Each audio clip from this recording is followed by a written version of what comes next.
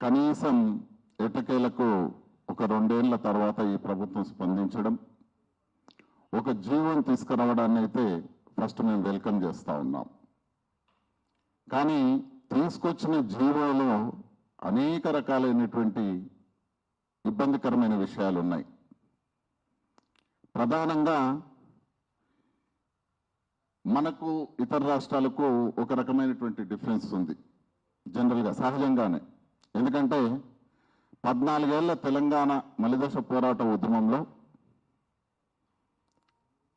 ఉద్యమ నేపథ్యం సోయగలిగినటువంటి వ్యక్తులుగా ముందు వరుసలో నిలబడి ఆ రోజు పోరాటం చేసింది జర్నలిస్టులు.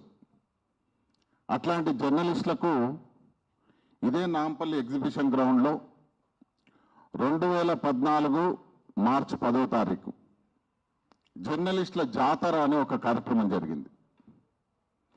ఆ జర్నలిస్టుల జాతర కార్యక్రమంలో దాదాపు తెలంగాణ యూనియన్ ఆఫ్, అప్పటి వరకు తెలంగాణ జర్నలిస్ట్ ఫోరంగా ఉన్న సంస్థ Telangana union of working journalist సంఘంగా రూపాంతరం చెందే సందర్భంలో అప్పటికి ముఖ్యమంత్రి కాలేదు గౌరవ కేసీఆర్ గారు, ఆయన సభకు వచ్చిండు జర్నలిస్ట్ జాతరకు. ముఖ్యమంత్రి గారు కూడా, ఎందుకంటే నేను జర్నలిస్టుల పైన ఆయన ఈ విధంగా తీసుకుంటాడని నేను కూడా అనుకోను. అదేవిధంగా పొంగులేటి శ్రీనివాసరెడ్డి గారిని కూడా నేను ఒకటే చెప్తా ఉన్నాను, మీరు 2 జీవోలను తెచ్చి పరిశీలించండి. ఎవరో చెప్పిన మాటలు విని ఈ రకంగా చేయడం వల్ల జర్నలిస్టు సమాజం అంతా ఈరోజు తిరగబడాల్సినటువంటి పరిస్థితి ఏర్పడుతుంది. ఎస్, డెఫినెట్లీ ఈ 1-2 డేస్ మేము వెయిట్ చేస్తాం. ఈ ప్రభుత్వం నుంచి సానుకూలమైనటువంటి స్పందన వస్తుందని ఆలోచన చేస్తాం. అదర్వైజ్ అంటిల్ 26వ తారీఖున జిల్లా స్థాయిలో మా ప్రదర్శనలు ఉంటాయి.